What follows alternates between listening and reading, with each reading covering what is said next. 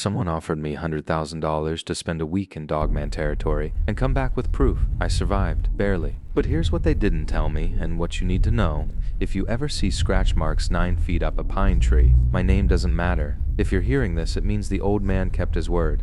It means I agreed to let this recording leave the safety deposit box where it's been locked for the past 8 months.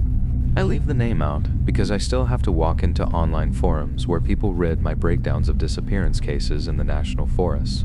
I've spent 5 years analyzing these cases, cross-referencing weather patterns, animal behavior, search and rescue reports, dozens of them, maybe more. I built a reputation on logic, on finding the mundane explanations hidden beneath the mystery. But this one isn't mundane. It started with an email, no subject line, sent from an encrypted address that bounced through servers in 3 different countries. The message was short: we know your work. We have an opportunity. High risk, higher reward. Reply only if you're serious. I should have deleted it. Instead, I replied. 3 days later, I was on an encrypted voice call with a man who never gave his name. His voice was calm, clinical, like he was ordering office supplies, not proposing what he was about to propose. We need someone to spend 7 days in a wilderness zone. He said full documentation. Video, audio, written logs. You'll be completely isolated. Extraction on day 7, not a minute earlier. I asked him what I'd be documenting. He paused. Then Dogman territory. I almost hung up right there. Dogman. Cryptid nonsense. Campfire stories for people who want to believe the woods are more than just woods. But then he said the number $100,000. 50 up front. 50 when I returned. Cash, untraceable. I had student loans. My car was dying. My apartment lease was a month from ending, and I'd been sending out resumes to jobs that never called back, so I said yes before I could talk myself out of it. I told myself I was a skeptic. I'd go and document nothing but trees and shadows, collect my money, and finally breathe, but I'm thorough, so I researched. The zone they wanted me in was a 40-square-mile stretch of forest in the Pacific Northwest. No official name. Locals just called it the Bend because of how the river twisted through it. But it had another name too. An older one, the Ojibwe who lived there centuries ago, called it Nita Imajin Aki, the place where shadows walk upright. They didn't hunt there, didn't gather there. It was forbidden land. I found 11 documented disappearances spanning 40 years, all experienced hikers, all male ages ranging from 23 to 56. Not one body ever recovered. Then I found the photos, a Forest Service report from 1987, attached to a case file that had been quietly closed, black and white images of tree trunks, deep gouges carved into the bark. 4 parallel grooves, like claw marks, 9 feet up the trunk. I measured them against the reference scale in the photo. The claw width alone was 6 inches. Whatever made those marks had hands or paws, the size of dinner plates, and it was tall, impossibly tall. I called the retired ranger who'd filed the report. He was in his 70s now, living in Idaho. When I mentioned the Bend, he went quiet. Then he said, "Son, don't go in there. I don't care what they're paying you." I told him I'd already signed the contract. He hung up. They picked me up before dawn on a Monday. Black SUV, tinted windows, 2 men in the front, who didn't speak. We drove for 6 hours into terrain that stopped showing up on Google Maps after hour 3. At the trailhead, they unloaded my gear. A 60-liter pack, weeks worth of freeze-dried rations, water filtration, first aid kit, sleeping bag rated to 10 below, 3 cameras, a handheld audio recorder, and 2 devices I didn't ask for, a GPS tracker, one-way signal. They'd know where I was. I wouldn't know where they were, and a satellite phone. Emergency only, the driver said. You call for extraction early, you forfeit $50,000. False alarm, same penalty. I stared at the phone. What counts as an emergency? He didn't smile. You'll know. As I shouldered the pack, he leaned out the window. His voice dropped, like he didn't want the other guy to hear. Whatever you do, he said, don't answer if something calls your name at night, no matter how much it sounds like someone you know. I asked him what he meant. He put the SUV in reverse. 7 days, he said. Good luck. I stood there at the trailhead for a long time, staring at the tree line. The forest was dense, old-growth pine and hemlock, shadows pooling between the trunks even in midday light. Somewhere behind me, a raven called. I checked my watch, day 1, hour 0. I started walking. Day 1, I found a decent spot to set up camp, about 2 miles in, a small clearing near a creek, good water source, flat ground, visibility in 3 directions. Textbook campsite selection. I pitched my tent, strung a bear line for my food, set up the perimeter cameras. Everything by the book. The forest felt normal, dense, quiet. Beautiful, even in that primordial way old-growth forests are moss-covered stones, ferns thick as carpets, the kind of place that makes you understand why people hike. I ate a terrible freeze-dried meal and watched the sun sink below the canopy. That's when I noticed it. The birds stopped singing, not gradually, all at once, like someone had flipped a switch at exactly 4:07 p.m. I checked my watch because the silence was so sudden it made me look up. One moment the forest was alive with sound. Thrushes, jays, woodpeckers. The next nothing, just wind and water. And my own breathing.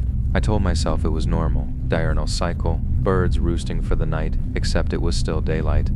Another 2 hours until true dusk. Night came fast under that canopy. I stayed in my tent, recording audio logs, reviewing the day's footage. Around 11 p.m., I heard it, a howl, distant, maybe half a mile west. Long and rising, like a wolf's howl, but wrong. The pitch wavered in the middle, almost like a human voice trying to imitate an animal. Or an animal trying to imitate a human. I unzipped my tent, listened, nothing. I told myself it was coyotes, or a hybrid, or nerves playing tricks on a city kid pretending to be a woodsman. I zipped the tent back up and forced myself to sleep. Day 2. I woke up at dawn to frost on my tent and a knot in my stomach. There were tracks in the soft mud near the creek. 20 feet from where I'd slept, I crouched down, camera in hand, and stared at them. Canine, 4 toes, claws, pad shape, but the proportions were wrong. Too large, too elongated. A wolf's paw is about 4 inches long. These were 7, maybe 8. And then I saw the others. Bipedal prints. 2 legs pressed deep into the mud like whatever made them was heavy. The stride length was massive, almost 6 feet between steps. Each print showed 5 toes, clawed, but the shape, it looked almost human. I should have stayed at camp. I should have documented them and moved on with my day. But curiosity is a disease, and I was infected. I followed the tracks. They led deeper into the forest, winding between trees, always moving uphill. I lost them twice in rocky sections, picked them up again in soft earth. My rational mind kept whispering excuses. Bear prints, distorted by rain, moose, maybe hoaxers messing with me. Then I found the deer. It was in a tree, 12 feet up. Wedged into a fork between 2 thick branches, what was left of it anyway? The rib cage was torn open, organs gone, hindquarters stripped to bone, but it wasn't the carnage that stopped me cold. It was the placement. No predator does this. Bears don't cache prey in trees, they bury it. Mountain lions drag kills into dense brush, not up into branches, and this deer was a 6-point buck. Had to weigh 180 pounds. Whatever put it there was strong and deliberate. I took photos. My hands were shaking. I got back to camp just before dark. Set up motion, activated lights around the perimeter, double-checked the cameras, ate another tasteless meal I barely remember. Then night fell, and I heard it. Footsteps, heavy, deliberate, circling my camp in a wide arc just beyond the reach of my lights. Not the erratic padding of a bear, not the light trot of a deer. Methodical, measured, and then the breathing, deep, wet. Like lungs, the size of engine blocks pulling air. I could hear it even over my own hammering heartbeat. It circled for 10 minutes, maybe 15. I sat in my tent with my knife in one hand and my phone's flashlight in the other, too afraid to look, too afraid not to. Then it stopped, just stopped. I didn't sleep that night. Day 3. Dawn felt like a pardon. I crawled out of my tent, exhausted, dehydrated from fear sweat, and checked the camera traps. 2 of the 3 had triggered overnight. I pulled the SD cards with numb fingers and loaded them onto my laptop. Standard footage at first, a raccoon, an owl, then thermal imaging. 2:34 a.m., motion detected, a figure moved through the frame. Bipedal, 7, maybe 8 feet tall. The heat signature was massive, bright white core, radiating warmth. It moved between the trees with a fluidity that shouldn't be possible for something that size. Not lumbering, not clumsy, graceful. It paused at the edge of the frame, turned its head toward the camera, toward my tent, and then disappeared into the black 3 seconds of footage. That's all I had. I should have felt vindicated. I had proof, thermal evidence of something unknown. I just earned my $100,000, but all I felt was dread. I was reviewing the footage again, headphones on, when I heard the branch snap, not in the recording, behind me. I spun around. 60 yards away, just past the creek at the tree line, it was watching me. Wolf-like head, elongated snout, but the skull shape was wrong, too broad, too dome, pointed ears, tall and swiveling like a German shepherd's. But the body, humanoid, shoulders, arms that hung too long, hands, not paws, hands with fingers that ended in dark claws. It stood upright, easily, 7.5 feet, maybe more, muscle definition visible even through fur that looked charcoal gray in the early light, and the eyes, I had my headlamp on. When the beam caught them, they reflected back. Bright, amber, unblinking. It didn't move, didn't growl, didn't charge. It just observed me like I was a specimen, like it was deciding something. We stared at each other for what felt like an eternity, but was probably only 10 seconds. Then it turned, fluid, deliberate, and melted back into the forest. No sound, no crashing branches, just gone. I stood there, frozen, my legs refusing to move, and I realized something. I found proof on day 3. I was going to spend the next 4 days trying not to become proof myself. Day 4. I need extraction. I tried the satellite phone at first, light powered it on. Fully charged yesterday, I'm certain of it, and the screen was black, dead. I checked the battery compartment. No corrosion. No damage. It just wouldn't turn on. The GPS tracker on my pack, still blinking its little green light. They know exactly where I am, but they won't come. I sat there holding that useless phone for 20 minutes, trying not to panic. 3 more days, 72 hours. I could do that. I'd seen it. I had my footage. I just had to survive long enough to collect, survive. The day passed in a fog of paranoia. I barely moved from camp, kept my back to a tree, knife in my lap, eyes scanning the forest, waiting. Dusk came, and then I heard my own voice. It came from the west, maybe 100 yards out, drifting through the trees. Help me, I'm hurt, please. My voice, my cadence, my exact inflection. Like someone had recorded me and was playing it back through a speaker hidden in the woods. I stood frozen, every hair on my body standing up. Please, I can't move. Help me, closer now. 60 yards, maybe less, and then I remembered the driver's warning. Don't answer if something calls your name at night. I clamped my mouth shut, grabbed my pack, and backed into my tent. Zipped it closed with shaking hands. Sat in the dark with my headlamp off, listening. Where are you? I need help. Please answer me. It circled, probing, searching for a response. I didn't give it one. When full dark came, the voices multiplied. My mother's voice, thin and worried. Sweetheart, are you out here? I'm scared. My college roommate. Dude, where'd you go? We're all waiting for you. And then, God help me. My brother's voice. He's been dead for 6 years. Hey buddy, it's me. I'm here. Come find me. I put my hands over my ears and squeezed my eyes shut like a child hiding from thunder. But I could still hear them. All of them. Calling my name, begging me to answer.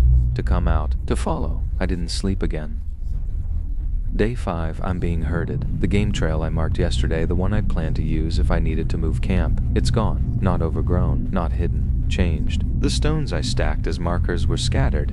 Branches I'd broken to blaze the path were rebent, pointing in a different direction, deeper into the forest, away from the extraction point. I tried another route. Found it altered too.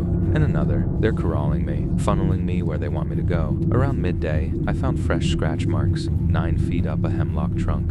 4 parallel grooves, deep enough to see white wood beneath the bark. I measured the claw width with my hand, wider than my palm, wider than both hands pressed together. Dinner plates. That's what I kept thinking. Hands the size of dinner plates. I took photos, documented everything, for all the good it would do if I didn't make it out. Then I found the skulls, deer skulls.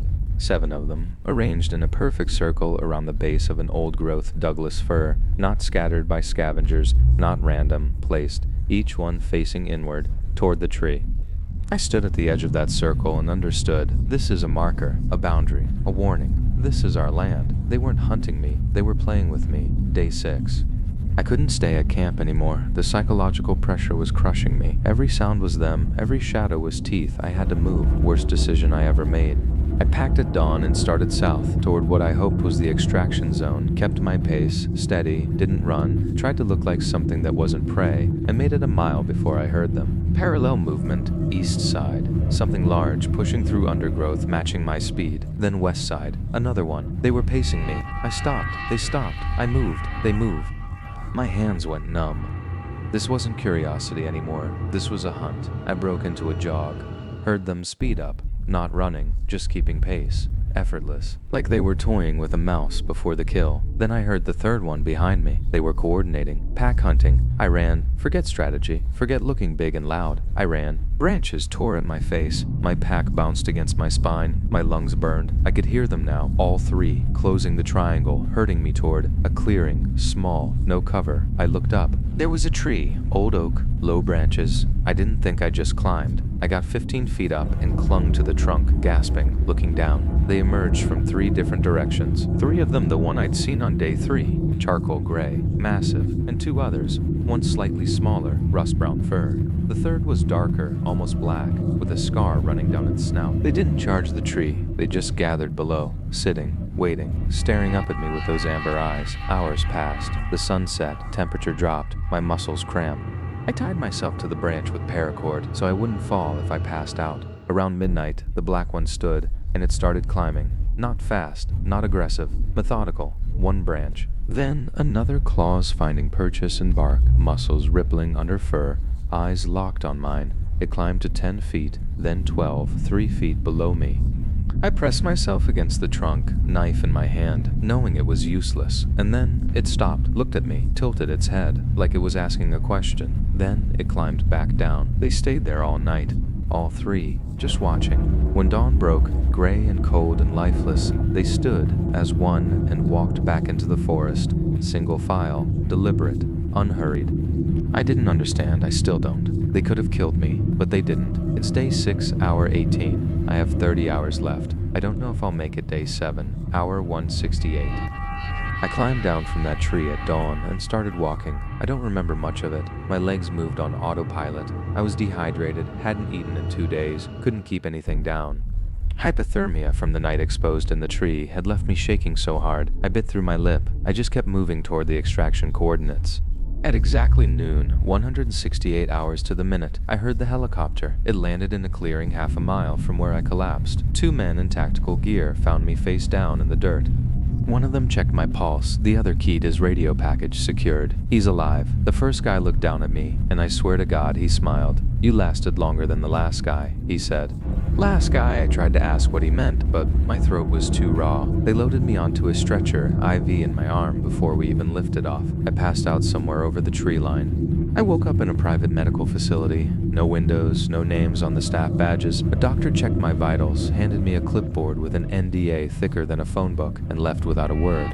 3 days later, the same man from the encrypted call visited my room. He set a briefcase on the bed, opened it, $50,000 in cash, clean bills. "The other 50 is already in your account," he said. "Medical expenses covered. You fulfilled the contract." I asked him what the contract really was. He adjusted his tie, no expression. "Behavioral research," he said. He said my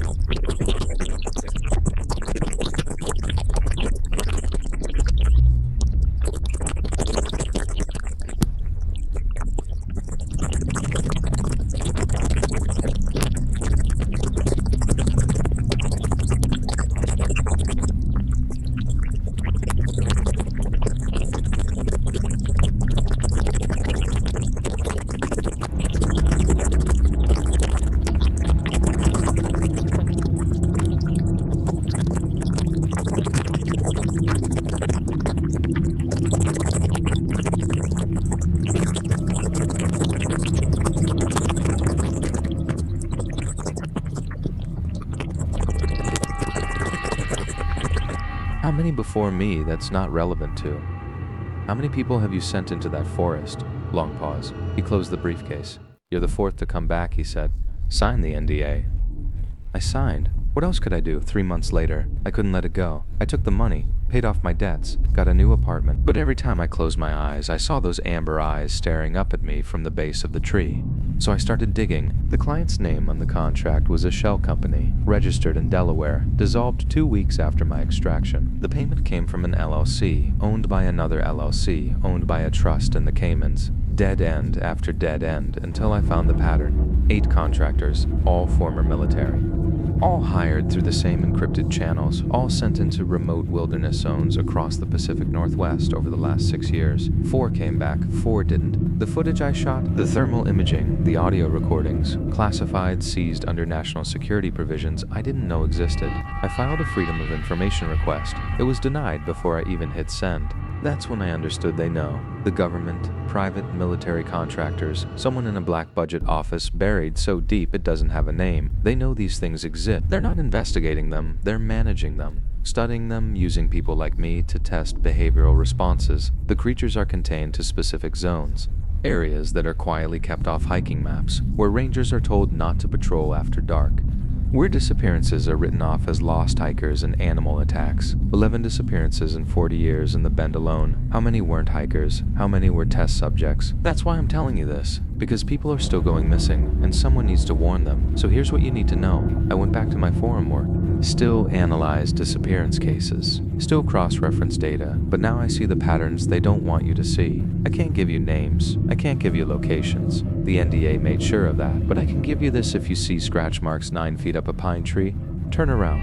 Whatever made them is taller, stronger, and smarter than you, and it marked that tree for a reason. If you hear your name called in the woods at night, it's not human. It doesn't matter how much it sounds like your mother, your partner, your best friend. Don't answer. Don't follow. Don't engage. If you're hiking in remote wilderness and the birds stop singing before dusk, leave immediately. That silence means something is hunting, and you're in its territory. Some disappearances aren't mysteries, they're cover-ups. The forests aren't empty, and the things that live there aren't animals. They're apex predators that we've known about for decades.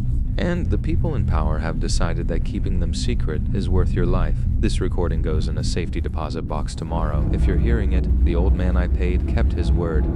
Or I'm dead. Either way, you've been warned, and if someone ever offers you $100,000 to spend a week in the wilderness, ask yourself this: how many people said no before you? And how many people who said yes never got to spend the money?